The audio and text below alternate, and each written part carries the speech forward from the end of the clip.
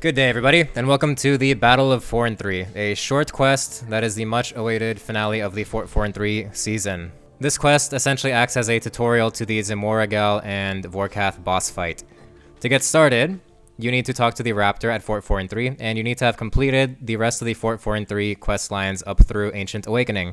You'll also need level 60 Necromancy, and you'll have to have completed building the Tier 1 of the Grove at the fort, as well as Tier 1 at least of the Botanist Bench. The bulk of the quest is basically a story mode version of the boss fight encounter that you unlock after the quest. It is pretty easy. I am maxed here just for reference, and I'm using tier 90 tank necromancy gear, nothing very fancy. If your stats are a little bit lower, it shouldn't be a problem. I would recommend tier 80 to for sure not have any problems, and I think with some brews or food, tier 70 should be fine. I wouldn't really recommend doing this at tier 60 from my experience, unless you're going to use another combat style that you have higher stats in. I am speaking over the Raptor here, so you can read along, or I will try to explain as clearly as I can what's happening here. This is an overview of the story and easy mode encounters of the boss fight, where there are 3 places of power. This one shown right now, the western one, is the only one that you need to disable to begin the fight with Zemouregal and Vorkath. Destroying the other 2 outside the quest will remove some abilities used during the quest by the boss. More on those as we get closer to them. For now, after you're done speaking with the Raptor, you can begin the encounter by exiting the gates here. For further reference, I brought some basic food here, but I didn't use any for this quest.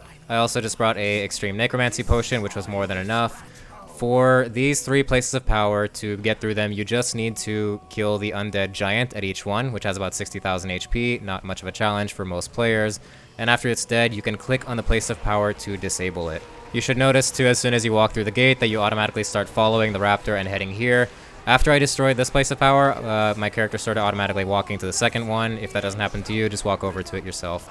Destroying this place of power during the actual boss encounter afterwards will remove Zemouregal's ability to summon zombies, as stated in the quest.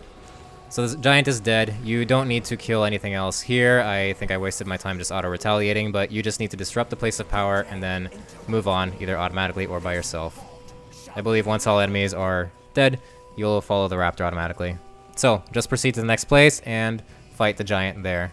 I don't have much advice to give as far as the fight here, since it is fairly straightforward. If a giant enemy with 60,000 HP is still a challenge for you, A, maybe level up a bit before you do this quest. B, just bring some food. Your rotation, which combat style you use, all that is not going to be very, very important here, because it's not that difficult. So just have your best gear. And if you got through the Ancient Awakening quest, which you had to, yeah, all those fights and waves are much harder than anything you'll do here, including the boss fight.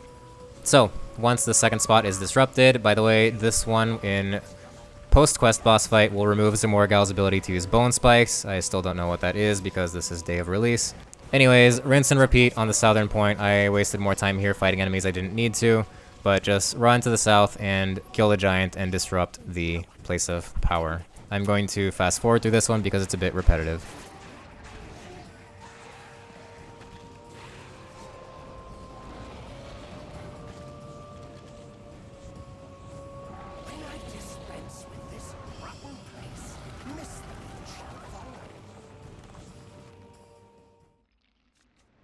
Now prepare to fight Vorkath and Zemouregal. No, you don't need to do anything, just wait a little bit and Vorkath will land. Vorkath is level 789, has 375,000 HP, and doesn't hit very hard at all. Neither does Zemouregal. Zemouregal will hit you with Necromancy, Vorkath will hit you with Magic. This is story mode, so you will not take much damage, as you can see, at least with my setup here. Focus entirely on just DPSing Vorkath, full Revo, or manual, whatever you like. The biggest hit you should get during the fight is that 1500-ish with the big ice breath that Vorkath spits out. I'm sure that does like 15,000 in normal mode. I have yet to try it. I think even if you use tier 70 gear with food, you can ignore it and just eat. As you damage Vorkath, as I'm doing very quickly right now, you'll see the notches on his HP bar. At each notch, he'll turn on Zemouregal as Zemouregal starts to lose control of Vorkath, and I'm not sure what impact this has on the fight yet. He's not doing very much damage to Zemouregal, but anyways, you need to defeat Vorkath completely before you can fight Zemouregal. The fight is actually over when Zemouregal is dead, and you need to just have Vorkath fly away. Actually, his HP isn't even totally gone. I'm not sure what the threshold is, but at this point, just attack Zemouregal. He's not much of a problem. He will summon some minions, just ignore them and keep hitting him. By the way, if the combat walkthrough of this quest guide is too bad for your liking, I do plan on running some normal and hard mode Vorkath myself, and I'll have a better guide for his mechanics then, and I'll learn them a little bit better and actually know what his mechanics are. For now, defeat Vorkath after he lands from flying around. Zemouregal should be fairly low HP at this point, or half like I have here, and just nail him.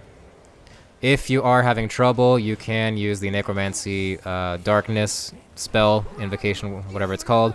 From my experience, that does work with other combat styles as well, and it grants you a 20% chance to dodge all attacks. I didn't use it here because I just forgot. But there you go. That's the fight. If the Vorkath Fragments event is going on, you will get a fragment for defeating Zemouregal and Vorkath. From this point on, the rest of the quest is very straightforward. Speak to the raptor here.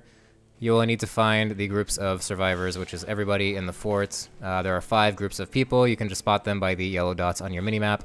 Go around and speak to all of them. They will gather in the town hall, and then speak to the raptor after you've found everyone.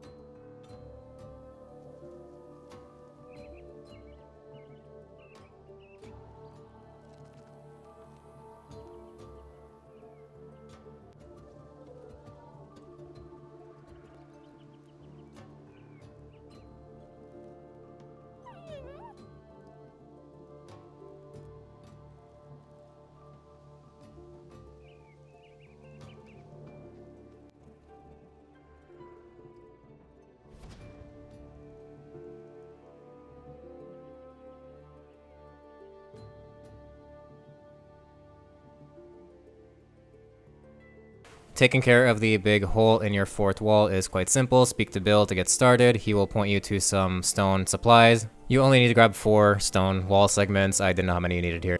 You will then head over to the western part of your fort and build at 4 hotspots. They take about 30 seconds each or so. It doesn't take very long. Just grab some stone and head over to those segments of wall and repair them.